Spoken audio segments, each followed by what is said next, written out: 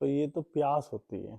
अब कोई आदमी आता है कि यार इतनी प्रॉब्लम्स हैं, इतनी बीमारियां हैं, क्या करें क्या ना करें, उन्हें जवाब दिए नहीं जा सकते, क्योंकि समाज ने ऐसी बातें सिखा दी हमको। हम उन्हें सत्य समझते हैं, हम भी वही कर रहे हैं, और वही हमारे कष्ट बन रहे हैं, बहुत बड़े कष्ट बन जाते हैं। तो योग का जो मार्ग है वही इन सब चीज़ों को खोलता है, और उसका भी एक प्रोसीजर्स है। सीधा संवाद कायम नहीं हो सकता। अब जैसे तुम्हारी पढ़ाई होती है, A for apple, B for boys, ऐसे करके, तो इसी तरह इनर जर्नी है। तो ये खाली एक आधार बनाए गए हैं जीवन के, अलग अलग योगियों ने, जिन्होंने जाना है, ऋषियों ने, या हर संप्रदाय में जो उच्च श्रेणी के लोग हुए हैं, कि जिस ज्ञान को उसने जान लिया है, अब वो, क्योंकि आम जनता से तो बहुत दूर की बात है ना, तो वो कोई रास्ता तैयार करता है कि किसी तरह से वो उनको उस रास्ते पे चल के उस तरफ अग्रसर हो। ये हर संत का रहा है, तो उसे ही इनर जर्नी बोली है। तो कोई सा भी पकड़ा जा सकता है। तो इसी तरह अलग अलग अनेक रास्ते हैं। तो उन्होंने यही, कि मैं तो नहीं रहूँगा, तो मैं अपनी वो सारी चीज़ तैयारी करूँ, जो आगे का एक जो फ्लो है, जो एक उनका धागा है हमसे या आत्मा से, वो टूटे ना। तो उन्हें हम लोग शास्त्र कह सकते हैं, उपनिषद कह सकते हैं, कुरान कह सकते हैं, बाइबल कह सकते हैं। उन्होंने उसमें सब उतार दिया है। तो ऐसे ही एक मार्ग ये चक्राज का है, जो पिछले 2 सप्ताह से चल रहा है, कि मूलाधार चक्र की साधना। तो एक ये भी एक मार्ग है कि चक्रों के द्वारा भी हम उस परम तत्व को जान सकते हैं, क्योंकि समस्त जो एनर्जी है और जो बाहर जगत में घट रही है, और जो हमारे अंदर अपने हमारे चेतना की यात्रा है, वो जो हमारे से जो कनेक्टेड है, वो सारी चक्राज के माध्यम से कनेक्टेड है। क्योंकि वाइब्रेशंस के रूप में चीज़ें घट रही हैं यहाँ पर, बहुत सूक्ष्म स्पंदन जो हैं, और एनर्जी। तो वो एनर्जी जो कनेक्ट होगी, वो हमारे चक्रास से होगी, और चक्रास से कनेक्ट होकर वो हमारे अंदर तक जाएगी। हमारे अंदर जो भी घट रहा है, जिस रूप में भी घट रहा है, शून्यता से जो भी हमारे पास आ रहा है, वो धीरे धीरे चक्रास तक आएगा, चक्रास से ही बाहर जाता है। और जो भी जीवन में हमारे सुख या दुख घट रहा है, उसका कारण हम हैं, अधिकांशतः। बाहरी ऊर्जाएं भी हैं, अधिकांशतः हम हैं। तो हमें योगी जन को क्या करना पड़ता है, योग साधना जो लोग कर रहे हैं, उनको अपने अंदर घटने वाली चीजों के प्रति जागरूक रहना पड़ता है। अंदर बिल्कुल हमारे शून्यता है, जैसे समुद्र होता है ना, वो शांत। तो समुद्र में जैसे कभी कभी लहर उठती है, ऐसे हमारे स्पंदनों के द्वारा लहर उठती है। वो तो ये बहुत सूक्ष्म रूप से स्पंदन है, वो जो भाव उठा, कोई बहुत सूक्ष्म तल पे भाव उठाए, उसमें एक एनर्जी होती है, बहुत सूक्ष्म। तो जैसे जैसे एनर्जी वो थोड़ा सा बढ़ेगी, जब हम जो और ऊर्जा देंगे उस एनर्जी को, तो वो एनर्जी थोड़ा सा और बाहर आएगी निकल के। तो वो एक स्वरूप ले लेगी हमारे विचारों का, और विचारों का स्वरूप लेके अंदर वो काम करना शुरू कर देगी, सही गलत सही गलत सही गलत। तो उसके अंदर जो चलता रहेगा, हमारे पूरे दिन चलता रहेगा, और पूरे दिन चलने के बाद जब हम किसी से संवाद करेंगे, बात करेंगे, वही निकलेगा हमारे। हमें क्रोध आ रहा है, कोई बात हमें लगी, हल्का सा कहीं घटना घटी, तो हमारे अंदर कुछ उठा हल्का सा, वो हमारे लिए अच्छा है बुरा है, अच्छा है तो अच्छा हो गया, बुरा है तो बुरा। तो वो एनर्जी काम करने लगी। अब वो एनर्जी करते करते नाड़ियों के माध्यम से केमिकल्स का रूप लेकर हमारे चक्रास तक आएगी। तो अगर वो अभी जबान से नहीं निकली, तब भी वो अपने आसपास है ना, उसी तरह की एनर्जी को कनेक्ट करने लगेगी, खींचने लगेगी। लेकिन अगर वो वाणी तक आ गई, तो वो ही वाणी निकलेगी हमारे मुंह से, जो हमारे बीइंग में होगी। इसलिए तुम जब जैसे जैसे बहुत गहरे होंगे, शांत होंगे तुम, जैसे जैसे इसे शांत होने पे बिल्कुल साफ आप देख पाएंगे। तो किसी के अंदर ईर्ष्या है आपके प्रति नहीं है, आपको आभास होने लगेगा। एक तो धारणाएं होती है हमारी, हमें समाज देता था भी देखो तुमसे नफरत करता है, उसने एक बार ऐसा करता था। तो ये तो हमारी अंधी आंखें होती हैं, आंखें खुली हुई है लेकिन अंधी है। लेकिन जब हम बिल्कुल अंदर साफ रखते हैं तो कोई भी व्यक्ति है तो आप पहचानने लगोगे, अगर हम अपनी धारणा को बीच में न लाएं, इसके अंदर ईर्ष्या वाले शब्द बोल रहे हैं या इसके अंदर प्रेम ही हमारे प्रति, ये सारी चीजें सहज ही मतलब उसकी वाइब्रेशंस कह रही हैं। क्योंकि जब आप वाइब्रेशंस के तल पे होते हैं तो उसे कनेक्ट होकर आप पहचानने लगते हैं। मतलब लोगों को चमत्कार लगने लगता है कि चमत्कार नहीं है, उसने अपने घर अंदर की सफाई करनी शुरू कर दी और सफाई वो समझने लगा कि ये व्यक्ति अंदर से क्या कह रहा है। धीरे धीरे तुम्हें भी अनुभव वैसे भी होने लगे होंगे अपने क्लासेज में, जैसे जैसे तुम ध्यान में जा रहे हो बच्चों को या बच्चों के मम्मी पापा से बात करते हुए किसी से, कि इसके अंदर भी क्या भावनाएं है जो कहना चाह रहा है। लेकिन उसके प्रति भी इतना सजग रहने की इसलिए जरूरत है कि हमारी धारणाएं हमें बहुत धोखा देती हैं। हमने किसी भी व्यक्ति के प्रति एक धारणा बना रखी है, ये व्यक्ति ऐसा है, ये व्यक्ति ऐसा होगा, तो वो फिर वो धारणा इतनी प्रभावी होती है, वो भी हमने विचार डाला कि वो सामने आएगा और वही रिजल्ट लेगा। हम अट जाएंगे, हमारी चेतना पीछे बस उसको सपोर्ट तो करेगी, जैसे तुम्हें चेतना की साइंस बताई है, लेकिन अब वो चेतना अपने विवेक का प्रयोग नहीं कर रही, अब जो धारणा प्रयोग कर रही। इसी के सारे झगड़े लड़ाई रिश्तेदारी में, समाज में, परिवार में केवल धारणाओं के ही चल रहे हैं कि धारणा हमने एक बार बना दी। जबकि योग कहता है कि हर व्यक्ति प्रतिपल बदल रहा है, तुम अपनी धारणा बदलो। तुम जैसे जैसे धारणा बदलते हो तो इसका एक तो सबसे बड़ा लाभ होता है, आपकी आंखें बड़ी साफ सुथरी हो जाती हैं। और दूसरा क्या होता है, दूसरा व्यक्ति भी बदलता है, क्योंकि आपके अंदर तो कोई कण ऐसे एनर्जी के नहीं है जो उसको बार बार अटैक या इस तरह का वो प्रभाव छोड़ रहे हो। क्योंकि हमारी फिजिकल बॉडी तो इतनी दूर रहती है, हमारी एनर्जी बॉडी बिल्कुल कनेक्ट रहती है सबसे एक दूसरे से। तो एनर्जी बॉडी अपना काम कर रही है, मेरे अंदर कुछ भी उठ रहा है, यहाँ जितने लोग बैठे हैं या आपके अंदर कुछ भी उठ रहा है मेरे प्रति, वो कनेक्ट हो रहा है, उसी तरह से रिजल्ट ले रहा है। तो ये बात जिस कारण से भी शुरू हुई होगी, तो मैं ये कहना चाह रहा था कि अब हमको एनर्जी की साइंस में इन चीज़ों को समझना है। ठीक है, तो एक बाहर की साइंस है जो हम लोग अपनी सुख सुविधाओं के लिए और जीवन को बाहर जीने के लिए स्कूलों से शिक्षा लेते हैं और हम फिर वहाँ तक पहुँचते हैं, भाई यहाँ की सारी भौगोलिक स्थितियों से संपर्क करके मतलब हमें पता लगता है उनकी, और हमें थोड़ा ज्ञान होता है, फिर उस ज्ञान का हम इस समाज को सहयोग करते हैं, उसके बदले में हमें पैसा मिलता है, हमारा जीवन पहले से अच्छा होना शुरू करता है। लेकिन एक इनर साइंस है, वो भी ऐसे ही पढ़ती है कि एक्चुअल में एक्चुअल शांति कहाँ से आएगी। ये तो सारे सुख आएंगे और सुख अगर आएंगे तो वो अपने साथ दुख जरूर लेकर आएंगे, नियम ऐसा। लेकिन एक है जब हम बिल्कुल अंदर शांत होते हैं तो ना तो सुख ना दुख, बस मैं हूँ। तो योगियों ने, सभी योगियों ने अपने एक तरीके बनाए हैं। तो एक तरीका ये भी है चक्राज के द्वारा हम कैसे गति कर सकते हैं। तो हम लोग पिछले 2 सप्ताह से मूलाधार चक्र पे काम कर रहे हैं और मूलाधार चक्र पे की सारी संभावनाएं आपको बताई हैं कि ये संभावनाएं हैं और उन संभावनाओं को व्यक्त करने के लिए, अपने जीवन में लाने के लिए साधनाएं हैं।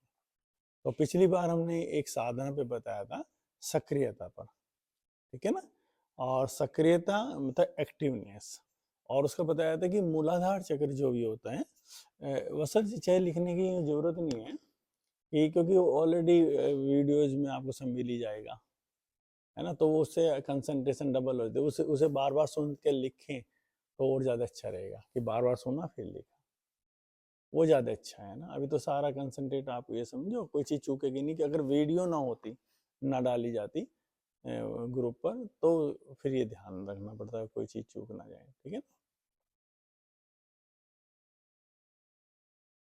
तो पिछली बार हमने बताया कि मूलाधार चक्र जो है उसकी बहुत संभावना है, पृथ्वी तत्व से जुड़ा हुआ है और पृथ्वी की एक जिम्मेदारी है कि हमारी सारी भौतिक आवश्यकताओं की पूर्ति करना, और उसकी सारी जो चाबी है वो हमारे शरीर के अंदर है।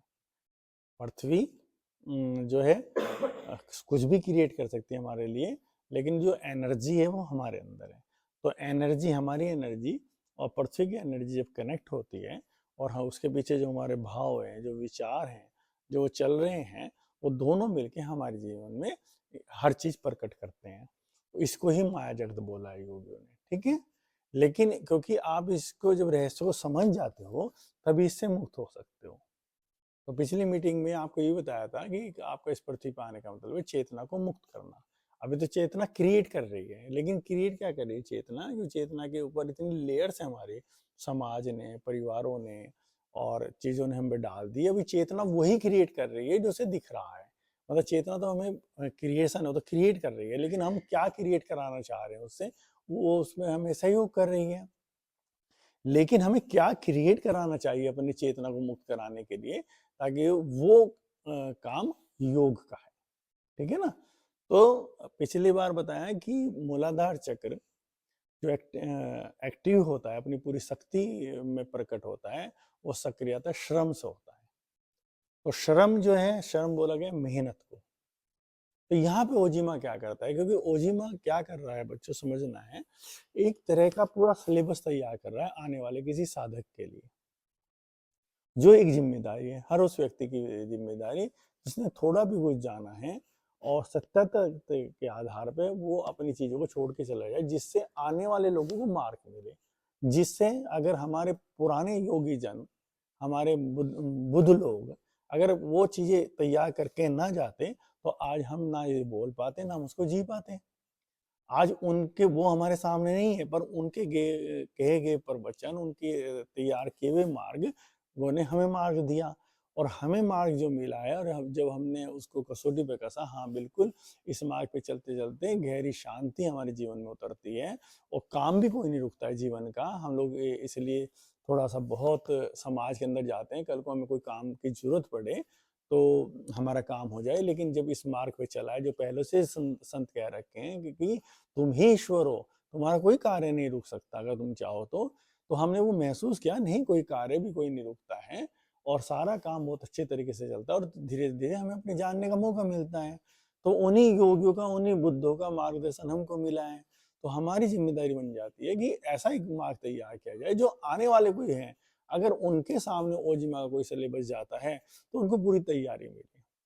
तो वही ओजिमा काम कर रहा है। तो ओजिमा फिर और गहराई से देखता है कि निश्चित रूप से ये संतों ने कहा है, ये योगियों ने अनुभव से जाना है कि मूलाधार चक्र को एक्टिवेट करने के लिए जो हमारे लिए समस्त भौतिक आवश्यकताओं की पूर्ति कर सकता है, तो श्रम और मेहनत उसका पहला अंग है कि उस व्यक्ति को बहुत मेहनती और बहुत श्रम से जुड़ा होना चाहिए। तो लेकिन जब व्यक्ति बहुत मेहनत और श्रम से जुड़ेगा, तो अब ओजिमा इस पर मंथन करता है, तो क्या होगा। जैसे जैसे एक आपको इसका पृथ्वी का गुण बताया, इस पृथ्वी को जैसे जैसे तुम कुछ भी क्रिएट करोगे, कुछ भी इसके साथ करोगे, तो ये उसी तरह की चीजें क्रिएट कर देगी आपके लिए। जब आप इस पृथ्वी में बीज हम डालते हैं, पानी डालते हैं और एक आशा करते हैं जो बीज डाल के उपजे, तो वो उपजा देती है। उसी तरह का चीजें हम हमारे सामने प्रकट कर देती है। तो जैसे जैसे इस जगत में भी हम जो चीज डालते हैं वही चीजें हमारे सामने आने लगती है। जब कोई भी साधक बहुत मेहनत करेगा, बहुत श्रम करेगा, तो निश्चित उसके उसके परिणाम उसके साथ आएंगे। परिणाम किस रूप में आएंगे? उसके भले के रूप में आएंगे। लोग उसको उसके बदले कुछ देना चाहेंगे, के साथ जितना भी कोऑपरेट हो सकता है, सम्मान दे, धन दे, मतलब परिणाम उसके आने हैं, क्योंकि वो जगत के लिए कुछ कर रहा है। इस चीज को समझना आप। जैसे ही परिणाम उसके साथ उसके पॉजिटिव आने शुरू होंगे, तो एक घटना उसके साथ घटेगी जो बीइंग में हमारे बैठे हैं। बीइंग में क्या बैठी है हमारी, तो निश्चित रूप से जैसे जैसे वो चीजें आनी शुरू होगी, तो आने की हमें लेने की आदत पड़ जाएगी। लेने की आदत पड़ जाएगी, स्वाभाविक।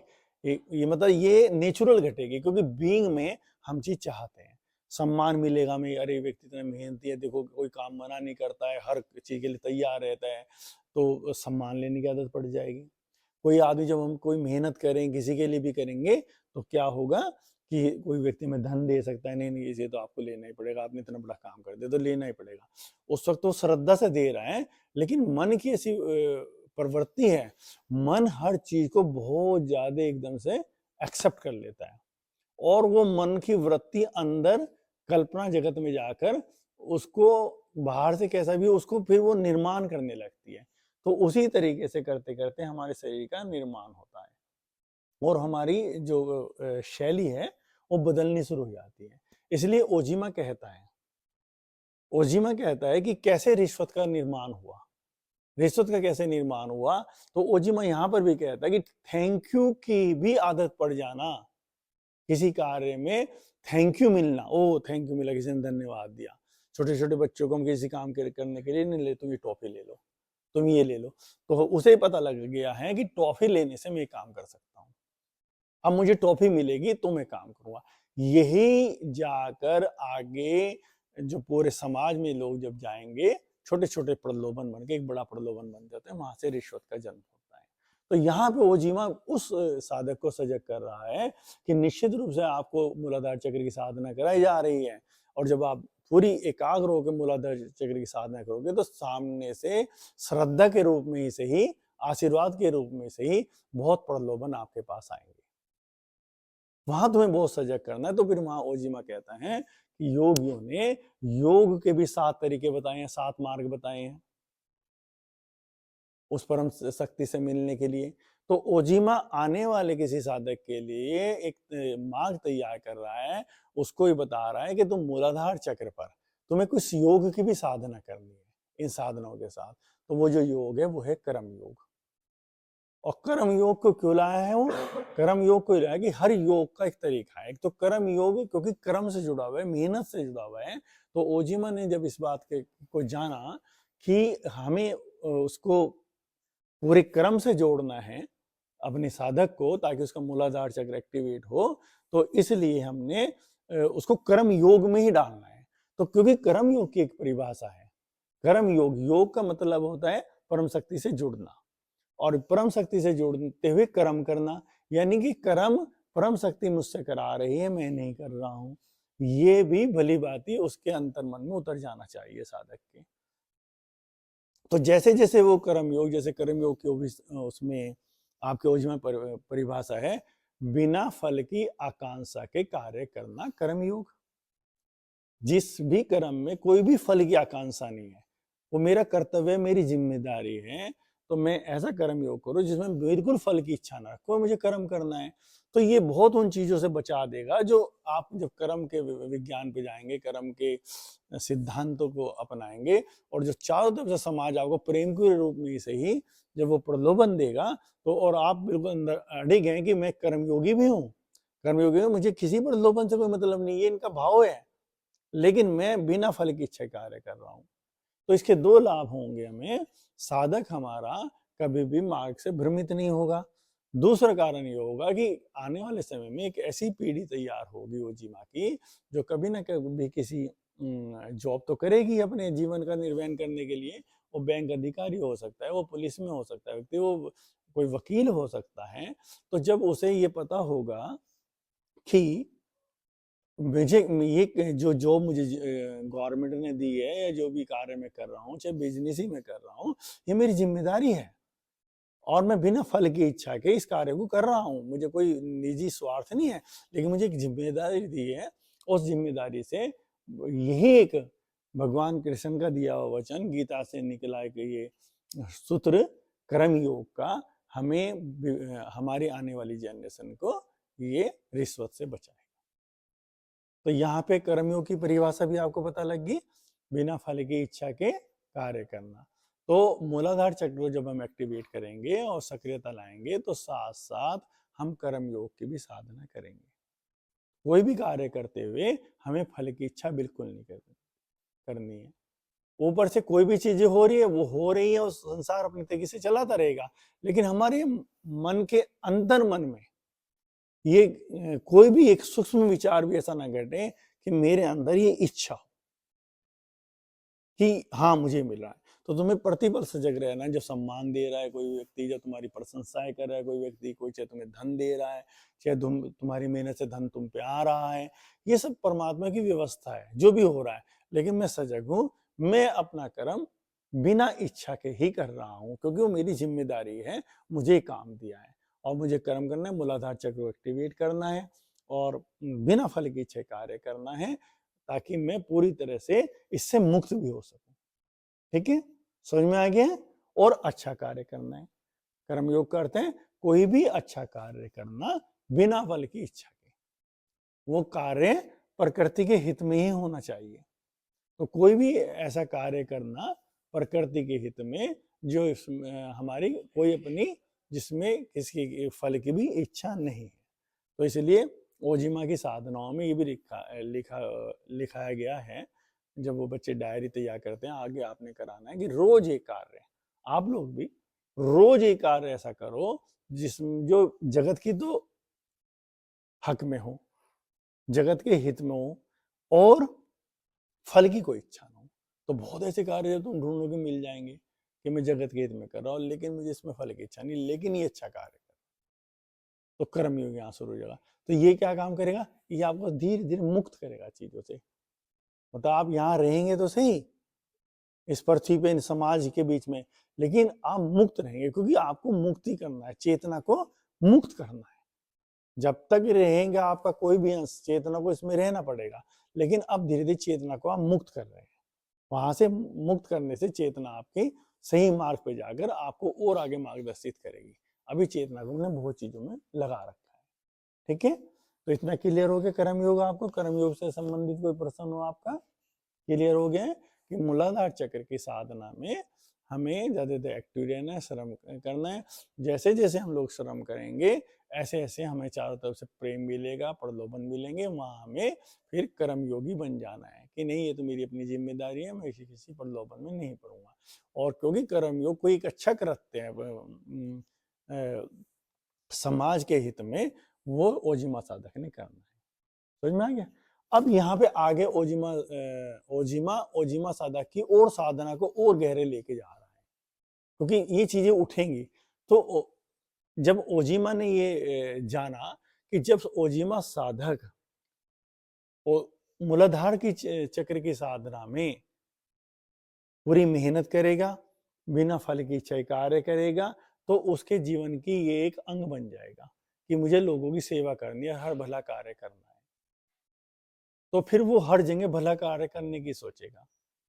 तो यहाँ पर भी ओजिमा अपने साधकों को चेताता है और सजग करता है कि बहुत भले कार्य ऐसे हैं जिनके परिणाम बुरे आ सकते हैं। जागरूक रहने की जरूरत है कि अगर हम उदाहरण दें, सड़कों पे लोग भीख मांगते हैं, हमारे शरीर देश में काफ़ी गरीबत है, उनके खर्चे नहीं चलते, तो लेकिन उसमें भीख मांगने के पीछे कोई गिरोह भी हो सकता है जो काम कर रहा हो, जो हमारी भावनाओं का फायदा उठा रहा हो। ओजिमा कह रहा है आपको भीख देनी है कि नहीं देनी है, लेकिन होशपूर्ण तो होना ही पड़ेगा कि कहीं आप ऐसा तो नहीं किसी और गलत किसी बुराई को जन्म दे रहे हो। तो ये यहाँ पे जागरूक होने की जरूरत है। और ये तो हमने देखा ही है, हमारे देश में इतने महात्मा लोग हैं जो कभी कुछ नहीं करते हैं, और उनको ये लगा, क्योंकि एक समय हमारे यहाँ जितने भी महात्मा लोग होते थे, जो बड़े ज्ञानी होते थे, उनकी जिम्मेदारी होती थी पूरे समाज की। तो पूरा समाज उनके भरण पोषण की चिंता करता था, क्योंकि वो ज्ञान की बातें करते थे, वो अपनी साधनाओं में रहते थे, उनके भोजन की, उनके रहने की, उनके कपड़ों की व्यवस्था समाज को करनी होती थी। बहुत अच्छा करते था। लेकिन उससे एक बड़ी बुराई आई कि वो लोग, हर व्यक्ति को लगा कि कुछ और ना करो तो ये चोला पहन लो, और इस देश में तो हमारा भरण पोषण हो ही जाएगा। लोग इतनी श्रद्धा से सब पैसे वैसे देते हैं, तो क्या हो गया, इस देश के लोग, कभी अधिकांश लोग फिर कार्य नहीं कर रहे हैं।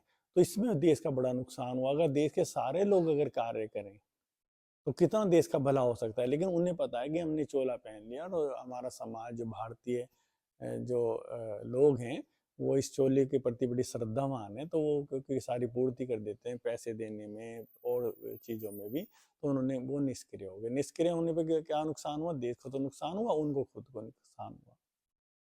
तो इन चीज़ों के प्रति भी विवेकपूर्ण रहने की जरूरत है। तो ओजिमा क्या करता है फिर, क्योंकि सारे संतों का मार्गदर्शन ले रहा है, तो ओजिमा भगवान बुद्ध के मार्ग पे जाता है। तो भगवान बुद्ध ने अपने जो भी मार्ग दिए हैं, उनमें हर मार्ग में उन्होंने एक तो संतुलन की बात की है कि कोई भी चीज पे अतिपत मत जाओ। एक उन्होंने कहा है कि हर कार्य आपका समझदारी पूर्वक होना चाहिए। तो उन्होंने अपने हर मार्ग को कहा सम्यक दृष्टि, सम्यक स्मृति, सम्यक कर्म, यानी कि कोई भी कार्य करें आप समझदारी के साथ करें, विवेक के साथ करें। तो फिर ओजिमा क्या करता है, यहाँ पे भगवान बुद्ध को लाता है जब साधक कर्म योग की यात्रा पे निकल रहा है और उसने कहा कि नहीं, मेरा जीवन पूरा लोगों के हित के लिए, अपना मैं निजी स्वार्थ नहीं करूंगा, और वो फिर भी उसमें भटक सकता है, उसका उसका दुरुपयोग कर सकते हैं उसकी सेवा का। तो वहां पे ओजिमा अपने साधक को सतर्क करता है, नहीं, अब यहाँ भगवान बुद्ध का मार्ग अपनाओ, सम्यक कर्म, क्रम भी समझ पूर्वक होना चाहिए। कर्म जो भी करें, निश्चित रूप से आपको इस देश की सेवा करनी है, इस जगत की सेवा करनी है, लेकिन ये जरूर देखो जो आप सेवा कर रहे हैं उसके परिणाम क्या आएंगे आने वाले समय में। आप तो सेवा कर देंगे, लेकिन उसके परिणाम क्या आएंगे, तो उसमें तुम्हें विवेक शक्ति का प्रयोग करना पड़ेगा। और वो विवेक शक्ति आती है हमारे भगवान बुद्ध के एक मार्ग से, जिसका नाम दिया उन्होंने सम्यक कर्म, कि कर्म भी आपका समझ पूर्वक हो। तो यहाँ पे ओजिमा साधक को सतर्क कर रहा है सम्यक कर्म के लिए, कि कोई भी कर्म करो आप, उसके प्रति बड़े सजग रहो, उसके परिणाम को सोचो। निरंतरता तो रखनी है आपने जीवन में अपने, लेकिन अति पे नहीं जाना। तो अति, जैसे सिद्धार्थ पहले अति पे जाता था, तो वो अति को भी काटना, तो ये सम्यक कर्म। तो आज हम लोगों ने बात करी मूलाधार चक्र के दो और साधनों की, कर्मयोग की और सम्यक कर्म की, कि जब हम लोग मूलाधार चक्र को एक्टिवेट के लिए मेहनत की तरफ लेके जा रहे हैं, तो हम कौन सा योग पकड़ेंगे, कर्म योग पकड़ेंगे, अपने बिना निजी स्वार्थ के लिए मेहनत करेंगे और लोगों का भला हो ऐसे कार्य करेंगे। लेकिन जब जो हम भला करने की हमें शिक्षा मिल रही है ओजिमा से, उसके परिणाम फ्यूचर में क्या आएंगे, अच्छे आएंगे बुरे आएंगे, इसका भी हम ध्यान रखेंगे। तो ये शिक्षा हमको देते हैं भगवान बुद्ध का सम्यक कर्म। तो सम्यक कर्म की साधना इसमें जोड़नी है। ठीक है बच्चों, अब ये तो पूरा हो गया, दो साधना, इससे संबंधित कोई और बात हो तो।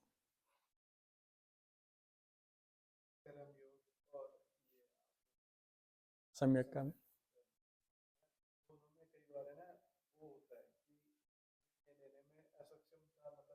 द्वंद पैदा हो जाता है